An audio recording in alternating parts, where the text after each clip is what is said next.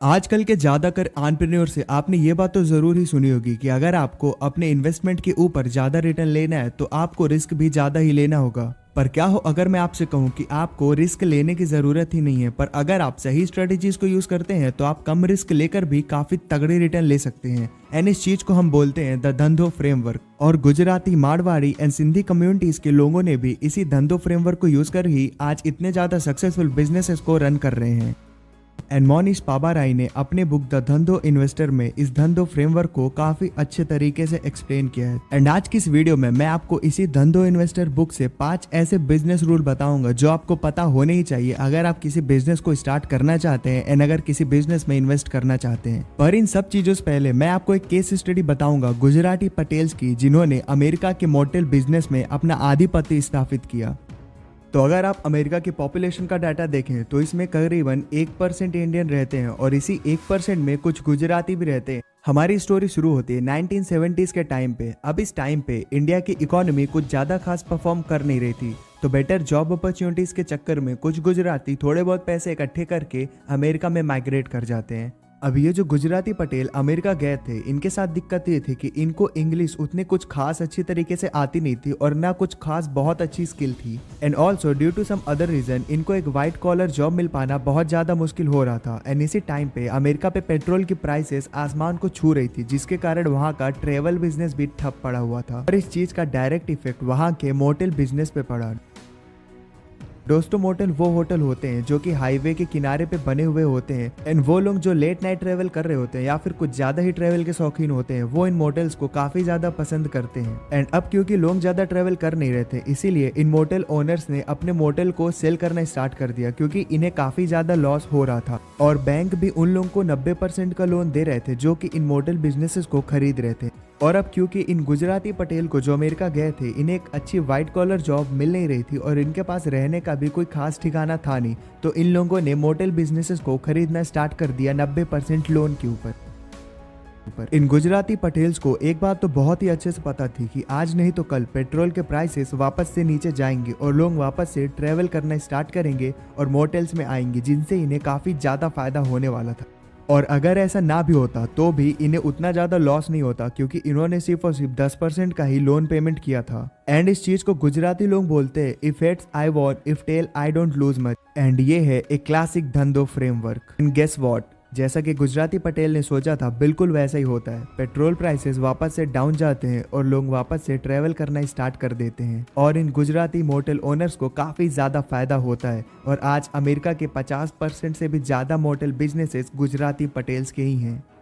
और गुजराती और मारवाड़ी कम्युनिटी में ये चीज़ बचपन से ही इनके मन में भरी जाती है कि इन्हें एक बड़ा बिजनेस करना है और करना ही है। तो अब जानते हैं बिजनेस करने के ऐसे 5 लेसन जो आपको जरूर ही पता होने चाहिए अगर आपको कोई बिजनेस करना है तो। एंड अगर आप किसी बिजनेस में इन्वेस्ट भी करना चाहते हैं तो भी आपको ये 5 लेसन तो पता ही होने चाहिए। एंड ये 5 के 5 business lesson the Dhandho investor book के ऊपर बेस्ड होंगे। रूल नंबर 1 है buy existing businesses. According to this rule, अगर आपको कम रिस्क में ज्यादा बेनिफिट चाहिए तो आपको उन बिजनेस में पैसा लगाना चाहिए जो कि पहले से ही काफी अच्छा परफॉर्म कर रहे हैं एंड इस चीज के भी पूरे चांसेस हो कि ये बिजनेस फ्यूचर में भी काफी अच्छा परफॉर्म करेगा। एंड अगर आप कोई ऐसा बिजनेस चूज करते हो जिसके कॉन्सेप्ट बिल्कुल ही नहीं है, तो आप ये चीज़ नहीं बता पाएंगे कि फ्यूचर में ये बिजनेस कैसा परफॉर्म करेगा एंड इस चीज़ के काफ़ी ज़्यादा चांसेस होंगे कि आप अपना पैसा लूज कर दें। तो इसीलिए इस रूल के अकॉर्डिंग आपको हमेशा ऐसे ही बिजनेस में इन्वेस्ट करना होगा जिसका बिजनेस मॉडल गारंटीड हो और आप कम टाइम पे ही ग्रो कर सको, जैसे कि इन गुजराती पटेल्स ने किया, मोटेल बिजनेसेस को एक्वायर किया और आज काफ़ी ज़्यादा पैसा कमा रहे हैं।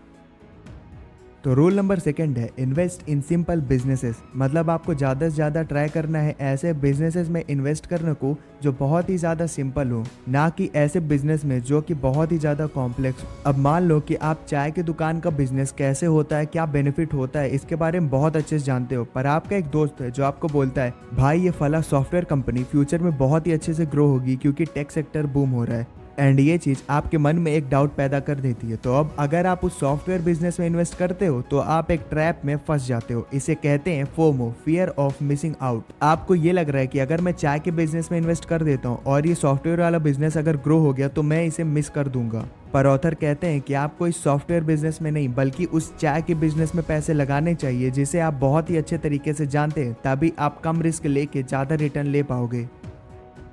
तो रूल नंबर 3 है by business with heavy discount. Warren Buffett हमेशा कहते हैं कि आपको हमेशा ऐसे बिजनेस में इन्वेस्ट करना होगा जिसमें आपको काफी अच्छा डिस्काउंट मिल रहा हो। कहने का मतलब है कि हमेशा आपको उस बिजनेस में इन्वेस्ट करना है जो या तो अपने इंट्रिंसिक वैल्यू पे मिल रहा हो या फिर अपने इंट्रिंसिक वैल्यू से कम प्राइस पे मिल रहा हो। फॉर एग्जाम्पल, अगर कोई कंपनी है जिसका स्टॉक प्राइस है 110 रुपए, पर आपको ये भी पता है कि ये कंपनी का प्राइस 1 या 2 हफ्ते में हो सकता है 150 रुपए तक भी पहुंच जाए, पर इसका इंट्रिंसिक वैल्यू 100 रुपए पर शेयर ही है, तो आपको इस शेयर को 110 रुपए के प्राइस पे कभी नहीं खरीदना है। कहने का सीधा मतलब है कि आपको कभी भी किसी भी कंपनी का स्टॉक खरीदने से पहले उसका इंट्रिंसिक वैल्यू चेक करना होगा एंड उसके इंट्रिंसिक प्राइस पे ही खरीदना है। एंड अगर आपको ये नहीं पता कि किसी भी कंपनी का इंट्रिंसिक वैल्यू कैसे निकाले, तो आई बटन में क्लिक करके ये वीडियो जरूर देखना, जिसमें मैंने काफी डिटेल में ये कॉन्सेप्ट क्लियर किया है।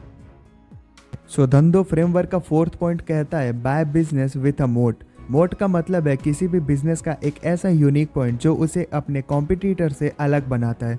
अब इस चीज के बहुत सारे एग्जाम्पल हैं, पर मैं आपको स्टारबक के एग्जाम्पल देता हूँ। तो जैसा कि आपको पता होगा, स्टारबक एक कॉफी ब्रांड है, पर आप मुझे ये बताओ कि क्या आपने स्टारबक से अच्छी कॉफी और कहीं नहीं पी, या फिर ऐसा कोई नहीं है जो स्टारबक से अच्छी कॉफी बना सकता है। मेरा कहने का मतलब है कि स्टारबक कॉफी नहीं, एक्सपीरियंस बेचता है। लोग वहाँ पे अच्छी कॉफी के लिए नहीं, एक अच्छे एक्सपीरियंस के लिए जाते हैं। एंड इस चीज से आप भी रिलेट कर पाओगे कि स्टारबक लोग इसीलिए जाते हैं क्योंकि इन्हें एक लग्जरी एक्सपीरियंस चाहिए और साथ ही साथ ये सेटिस्फैक्शन भी चाहिए कि हाँ, मैं ये कॉफी अफोर्ड कर सकता हूँ। और स्टारबक ने कस्टमर की नीड को समझ के एक ऐसा वर्क कल्चर स्थापित किया है जिससे आज उसके कॉम्पिटिटर उसके आसपास भी नहीं है। तो रूल नंबर 4 के हिसाब से आपको सिर्फ उन्हीं बिजनेसेस में इन्वेस्ट करना है जिसके पास उसका मोट हो। फॉर एग्जाम्पल, अब मान लो अगर मैं स्टारबक में पैसे इन्वेस्ट करता हूँ, तो मुझे ये पता है कि फ्यूचर में कोई भी कॉफ़ी ब्रांड इसके आसपास भी नहीं आ सकता क्योंकि इसका मोट इतना स्ट्रॉन्ग है। साथ ही साथ मैं ये चीज़ भी क्लियर कर दूँ, मैं यहाँ पे कोई भी स्टॉक बाय या सेल करने की एडवाइस नहीं दे रहा। मैं स्टारबक का भी एग्जांपल सिर्फ और सिर्फ एक एग्जांपल के पर्सपेक्टिव से ही दे रहा हूँ। सो प्लीज़ इसे एक उदाहरण के तरह ही लें।